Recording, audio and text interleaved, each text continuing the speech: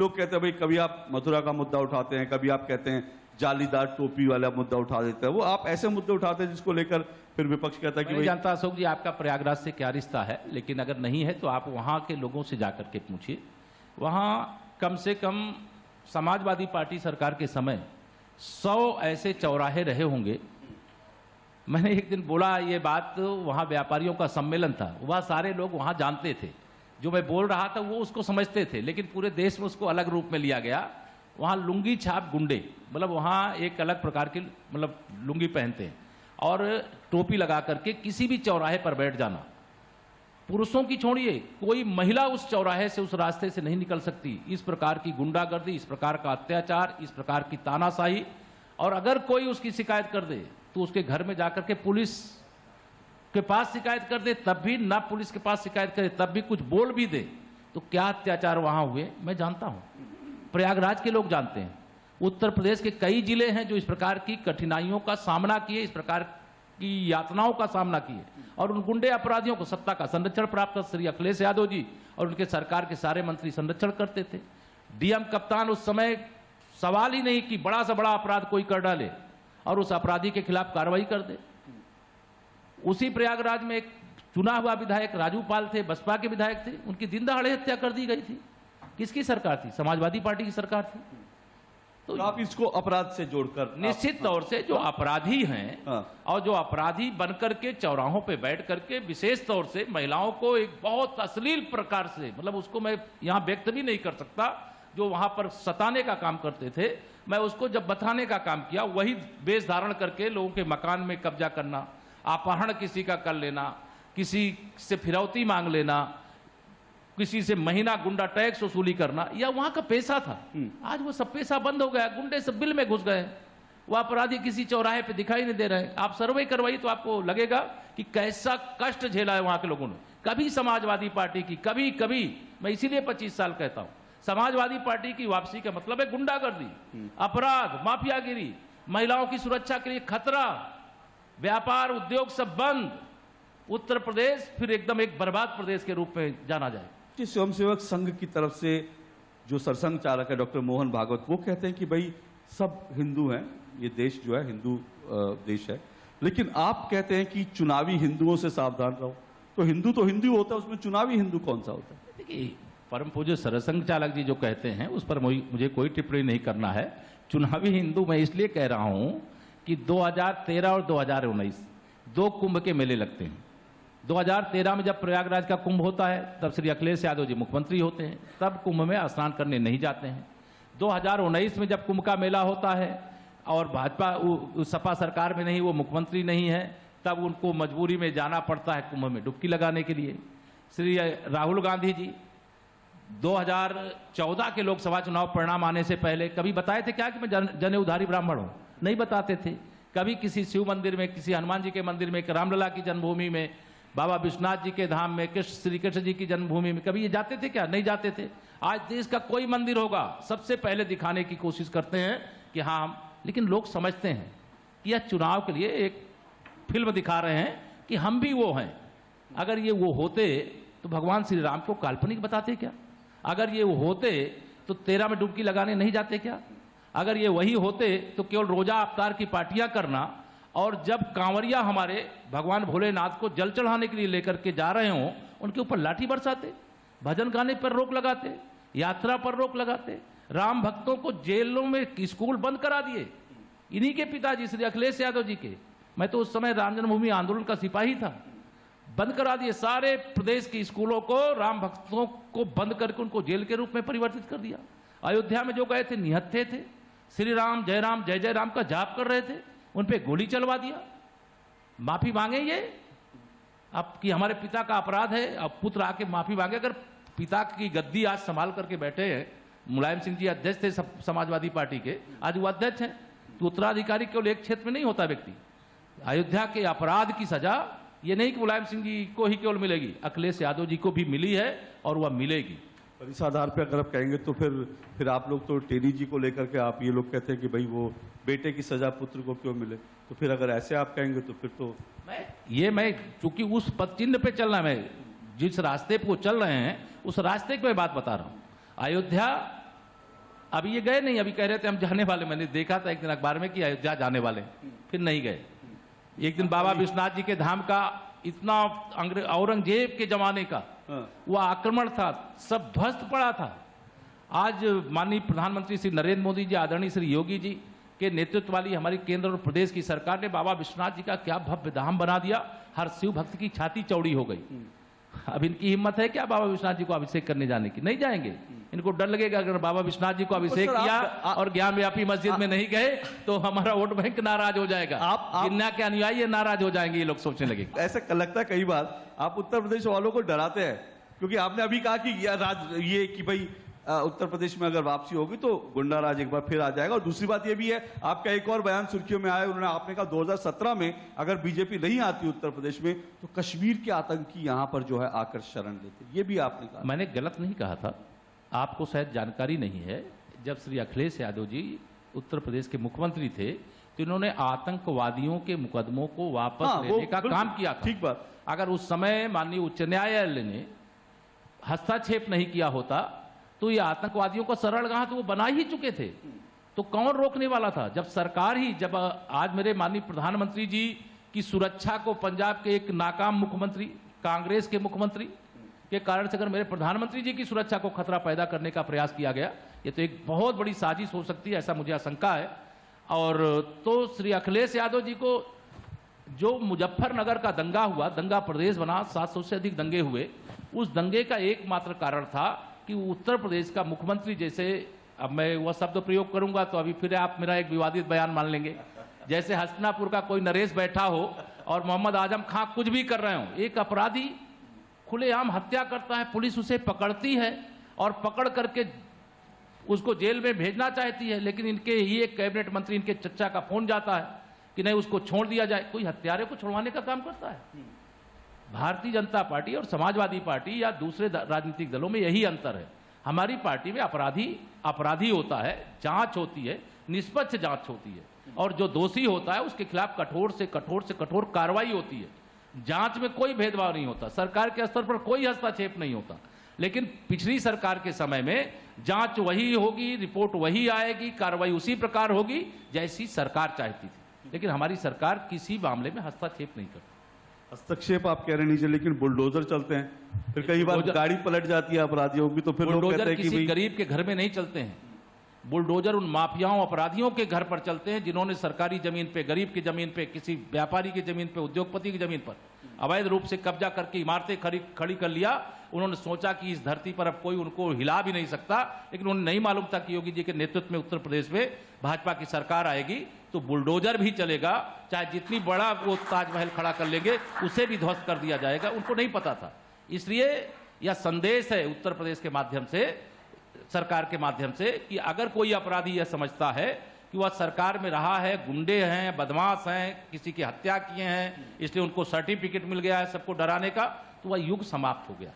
विकास की अगर डेवलपमेंट की बात करें उत्तर प्रदेश की, क्योंकि उत्तर प्रदेश जो है वो वास्तव में कितना बदला है, क्योंकि आप यहाँ उप मुख्यमंत्री हैं, इसलिए मैं आपसे जानना चाहूंगा, क्योंकि बार बार ये होता है कि जब सेकेंड वेव आया, और आप तो इलाहाबाद के, प्रयागराज के हैं, तो वहां पर लोग बार बार, विपक्ष अब भी कहता है कि भाई देखिए वहां पर जो है कोरोना के समय में किस तरह से जो है वहां लाशें तैर रही थी, आप लोग उसको प्रबंधन नहीं कर पाए। ये ठीक है कि आंकड़ों के मामले में अगर हम कंपैरिजन उत्तर प्रदेश का महाराष्ट्र से करते हैं तो आबादी के मामले में उत्तर प्रदेश इतना बड़ा है, महाराष्ट्र की आबादी उत्तर प्रदेश की तुलना में कम है, लेकिन उसके बावजूद वहां पर मौतें ज्यादा हुई महाराष्ट्र में आज भी ज्यादा पेशेंट है, केरल में ज्यादा पेशेंट है, वहां ज्यादा मौतें हुई, लेकिन प्रबंधन को लेकर आपकी सरकार पर भी उंगलियां उठती हैं। तो ये विकास में कहीं चूक है क्या? देखिए, इसकी दृष्टि से, व्यवस्था की दृष्टि से हमें गर्व है कि आदरणीय योगी जी के नेतृत्व में, माननीय प्रधानमंत्री जी के मार्गदर्शन में हमने उत्तर प्रदेश में कोरोना की चुनौती का सामना बहुत योग्य ढंग से किया है। प्रयागराज की जो लोग बात करते हैं उनको प्रयागराज के बारे में मालूम नहीं। मैं तो प्रयागराज का रहने वाला हूँ। जिन घाटों की वो चर्चा करते हैं वह फाफामऊ का एक क्षेत्र है, बहुत रेतीला क्षेत्र होता है। लोगों की मान्यता है कि अगर हम गंगा जी के तट पर जाकर के अंत्येष्टि संस्कार करेंगे तो निश्चित तौर से उनको एक अलग भावना होती है कि हमें मुक्ति मिलेगी मरने के बाद भी। और वह घाट इतना विस्तृत है कि जहां आज कोरोना का नई वेव आ गई है, उसके कारण से कुछ चुनौतियां आ रही हैं, उसकी हमारी प्रदेश में पूरी तैयारी है। लेकिन उस घाट में जब कोरोना होगा या कोरोना नहीं होगा, तब भी उसी रफ्तार में वहां पर अंत्येष्टि संस्कार के लिए लोग आते हैं। और वहां जल कम होता है आजकल, चूंकि गंगा जी में जो पहले प्रवाह होता था, लोग आते थे सीधा गंगा जी में प्रवाहित कर देते थे। आजकल वहां पे लकड़ी की व्यवस्था, बहुत सारे गरीब परिवार भी होते हैं, उनके पास नहीं साधन रहता, तो वो जमीन में बालू को खोद करके वहां पर गाड़ देने का काम करते हैं। और गाड़ने के बाद वो जब वर्षा होती है, बहुत बाढ़ आती है, तो सब की सब उसमें बह करके जितनी भी लाशें होती है वो चली जाती हैं। उसको इस प्रकार से प्रदर्शित करने का काम किया गया कि जैसे उत्तर प्रदेश में प्रयागराज में लाशों का ऐसा ढेर लग गया। प्रयागराज वाले जब इस प्रकार की खबरें देखते, जो भी चैनल दिखाते हैं, मैं उन पर सवाल नहीं करना चाहता, लेकिन जो प्रयागवासी है, देश में तो वो दुष्प्रचार कर सकते हैं, लेकिन प्रयाग वाले सब जानते हैं, मैं जानता हूं, इसलिए जहां पर भी मुझे अवसर मिला वहां मैंने बताया। और कोई भी जो ऐसे सवाल उठाते हैं मुझसे बात करें, मैं उनको बताऊंगा, या प्रयाग वालों से बात करें, वह भी बताएंगे। वह सच नहीं था, वो झूठ था जो प्रचार किया गया। कोरोना के बेहतर इंतजाम उत्तर प्रदेश के अंदर हुए, वैक्सीनीकरण बहुत शानदार हुआ, टीकाकरण बहुत शानदार हो रहा है। हमारे प्रदेश के अंदर जितना जांच की प्रक्रिया है वो बहुत अच्छी हो रही है। हम हर प्रकार की चुनौती से निपटने के लिए प्रदेश में चुनाव की संभावना के बाद भी तैयार हैं। हमारे मुख्यमंत्री जी लगातार, लगभग मैं समझता हूं कि हर दिन समीक्षा कर रहे हैं। है चुनौती, लेकिन चुनौती का सामना भी करेंगे। डेवलपमेंट की बात करते हैं तो एक बात ये भी आती है कि भाई वास्तव में अगर यहाँ पे अपराध कम हुआ है, आप इंफ्रास्ट्रक्चर की अगर हम बात करते हैं, और खास करके इंफ्रास्ट्रक्चर में भी अगर कनेक्टिविटी की बात करते हैं, खास करके हम कनेक्टिविटी की बात करें तो डबल इंजन की सरकार है, पर जिस तरह के हाईवेज बन रहे हैं उत्तर प्रदेश में, इसमें कोई दो राय नहीं। जो केंद्र के आदमी, और कल नितिन गडकरी जी ने तो 2 दिन पहले कहा भी कि ये तो अभी ट्रेलर है, अभी असली पिक्चर उत्तर प्रदेश में बाकी है। लेकिन सर, क्योंकि आपके पास पीडब्ल्यूडी विभाग भी है, तो बहुत से लोग कहते हैं कि शहरों में, अंदर गांव में जो छोटी सड़कें हैं जो राज्य सरकार के, वहां पर उतना काम नहीं हुआ। बहुत बढ़िया राजमार्ग बन रहे हैं, लेकिन अंदर आते हैं तो सड़कें उस हिसाब से अभी भी लोग को शिकायत करते हैं। उस पर आप क्या? देखिए, मैं आपको बता दूं, सबसे पहले तो मैं उत्तर प्रदेश की 24 करोड़ जनता जनार्दन को बधाई देता हूं कि राष्ट्रीय राजमार्ग का भी आपने उल्लेख किया। जब 2017 में हम लोग सत्ता में आए थे, उस समय हमारे उत्तर प्रदेश में राष्ट्रीय राजमार्ग 6000 किलोमीटर थे। आज हमारे पास 12000 किलोमीटर हो गए हैं, और आगे अभी कितने हजार किलोमीटर होंगे उसका मैं वर्णन इसलिए नहीं बहुत करना चाहूंगा कि 12000 किलोमीटर हमारे बन करके तैयार हो गए। इसमें से अगर श्री अखिलेश यादव जी विकास के मार्ग के बैरियर नहीं बने होते तो 2000 किलोमीटर उनके समय हो जाता, 6000 से 8000 किलोमीटर समाजवादी पार्टी सरकार के समय हो जाता, उनके समय में बाधा डाली जाती थी। लेकिन हमारी सरकार में यह किया जा रहा है। एक्सप्रेस वे जो हमारे समय में बन रहे हैं, उनकी लागत कम आ रही है। उन्होंने 1 बनाया, हमने 4 बनाए। वो 1 गेंद में 1 रन लेने का मतलब 5 साल में 1 रन लिए, हमने 5 साल में 4 रन लेने, 4 एक्सप्रेस वे बना करके देने का काम कर रहे हैं। ये उनके और हमारे बीच में अंतर है।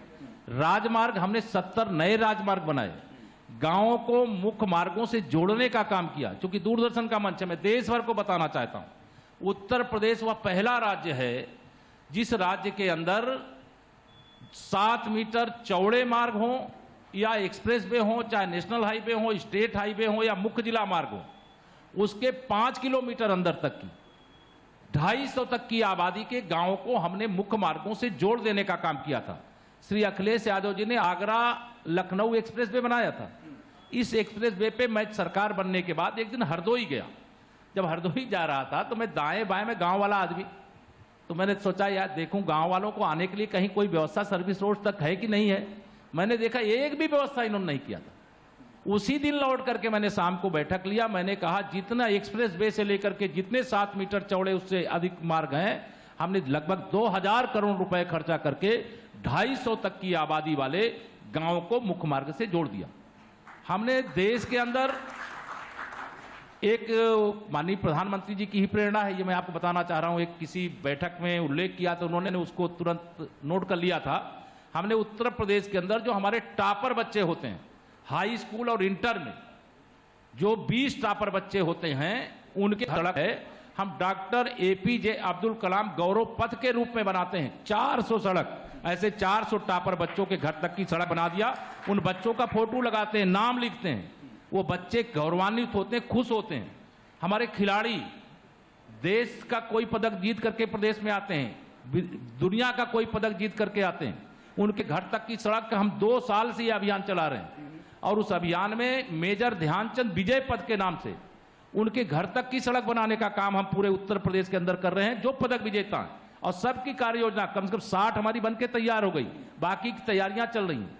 तीसरा, एक हम सड़क की दृष्टि से बता रहे हैं, उन गांवों के अंदर रहने वाले जो हमारे सीमा पर, अभी आपने मेरे आदरणीय अनुराग जी से सवाल किया, मैं सुन रहा था कि सीमा की रक्षा करने के लिए, सीमा की रक्षा करने वालों पर सवाल उठाने वालों को धिक्कारता हूं मैं। उनको लगता है जब हमारी सेना के जवान चाहे वह सर्जिकल स्ट्राइक करें, चाहे एयर स्ट्राइक करें, और बम गिरता है आतंकवादियों की फैक्ट्री पर, और यहां ऐसे राजनीतिक विरोधी हैं भाजपा के कि उनको लगता है उनके कार्यालय पर बम गिर गया। इस प्रकार की सोच रखने वालों को जवाब देने के लिए मैं सीमा पर जो हमारे जवान तैनात हैं, कई बार दुश्मन से युद्ध करते हुए, ऐसा नहीं है कि हम दुश्मन ही मारा जाएगा, हमारे वीरों को, जवानों को भी वीर गति प्राप्त होती है। ऐसे वीर गति प्राप्त करने वाले जवान हो या उत्तर प्रदेश की 24 करोड़ हमारे नागरिकों की रक्षा करने वाले जो हमारे यूपी के जवान हैं, जो भी वीर गति प्राप्त करता है, उनके नाम से उनके गांव तक, उनके घर तक द्वार भी बनाते हैं और उनके सम्मान में जय हिंद वीर पद बना करके भी देने का काम करते हैं। तो हमारा लक्ष्य यही रहता है कि जो भी गांव में रहता है, गरीब रहता है, किसान रहता है, मजदूर रहता है, विद्यार्थी रहता है, खिलाड़ी रहता है, उनके सम्मान में भी गांव की कनेक्टिविटी हमारी सरकार के समय सबसे अच्छी हुई। उत्तर प्रदेश के लोग ये जानना चाहते हैं आपका और मुख्यमंत्री जी का, योगी आदित्यनाथ जी का आपसी ट्यूनिंग कैसी है, क्योंकि 5 कालिदास मार्ग से 7 कालिदास मार्ग तक आने में मीडिया ने खबर चलाई कि भाई 4 साल लग गए, 4.5 साल लग गए, तो आप दोनों की ट्यूनिंग कैसी है? देखिए, मुझे लगता है यह जो सवाल उठाते हैं या जो सवाल दिखाते हैं वो बहुत नादान लोग हैं। वो बताएं, श्री अखिलेश यादव जी बताएं, सवाल उठाने वाले मायावती जी बताएं, या इनके मनमोहन जो इनके प्रधानमंत्री रहे हो जो सवाल उठाने वाले हैं। कोई मुख्यमंत्री किसी उप मुख्यमंत्री या मंत्री के घर तभी जाता जब कोई कार्यक्रम होता है, और हमारे मुख्यमंत्री जी तो एक नहीं अनेक बार मेरे घर भी गए। मेरे पिताजी का जब निधन हुआ तो मेरे घर भी गए, जब बेटे का विवाह हुआ यहाँ पर आए थे, उन बच्चों को आशीर्वाद देने के लिए आए। उसको खबर बना दिया लोगों ने। अब खबर बना दिया तो मैं उसमें कोई, माननीय मुख्यमंत्री जी के साथ केशव प्रसाद के संबंध एकदम ऐसे मजबूत हैं कि दुनिया की कोई ताकत उसे तोड़ नहीं सकती है, यह भी मैं यहाँ पर कह सकता हूँ। दुनिया की कोई ताकत तोड़ नहीं सकती, ऐसे संबंध में मैं माफी चाहूंगा। अगला पैनल तैयार है, बिल्कुल समय मेरे पास नहीं है, लेकिन चलते चलते ये तो बता दीजिए कितनी सीटें? पिछली बार आपने ऐलान किया था, इस बार? पिछली बार कहा था 300 पार, इस बार भी कह रहा हूँ 300 पार। और पिछली बार का मेरा नारा कुछ और था, इस बार का नारा दूरदर्शन के मंच से 100% में से 60% वोट हमारा है, 40% वोटों में बंटवारा है, और बंटवारे वाले वोटों में भी हमारा है, क्योंकि हमने कोई भेदभाव नहीं किया है। हमने सबका साथ सबका विकास के मंत्र के आधार पर काम किया। तो केशव जी कोई कुछ छोड़ना नहीं चाहते, उत्तर प्रदेश में सबको बटोर लेना चाहते हैं। 100 में से 60 हमारा है, 40 में बंटवारा है, उस बंटवारे में भी हमारा है। गलत नहीं कह रहा हूं, एकदम सही कह रहा। आप गांव में पता करिए, सर्वे करिए, मन में लोग बैठा के रखे, भले वो सपा का झंडा, बसपा का झंडा, कांग्रेस का लगाए होंगे, वोट डालने के लिए जब जाएंगे उनके दिल से आवाज निकलेगी, कमल के फूल की बटन दबाओ। यही सुशासन का प्रतीक है, यही विकास का प्रतीक है, यही सुरक्षा का एक कवच है, इसलिए लोग उसके लिए तैयार बैठे। चलिए, केशव जी ने बेबाकी से हमारे सवालों का जवाब दिया और बेबाकी के साथ उन्होंने अपनी बात भी रखी। बहुत बहुत शुक्रिया केशव प्रसाद मौर्य जी, डीडी न्यूज के मंच पर आने के लिए, डीडी कॉन्क्लेव में आने के लिए, और आपको बहुत बहुत शुभकामनाएं। और आज भी, इस बार भी लगता है कि आपको काफी मेहनत करनी पड़ेगी। वो जरूर है कि आपका 100 में से 60 आपका हो सकता है, उसमें बंटवारा भी, लेकिन अभी मेहनत थोड़ी करनी पड़ेगी। चलिए, विजय साइन के साथ केशव जी के बहुत बहुत शुक्रिया। केशव जी हमारे बीच आए, बहुत बहुत शुक्रिया, आभार। आपकी तालियां बहुत कमजोर हैं। मैं चाहता हूं केशव जी का इतना बेहतरीन सेशन था, उसके लिए जोरदार तालियां बजाएं। और मैं अनुरोध करूंगा दूरदर्शन के महानिदेशक श्री मयंक अग्रवाल जी से, कृपया उप मुख्यमंत्री महोदय को इस आयोजन का स्मृति चिन्ह प्रदान करें।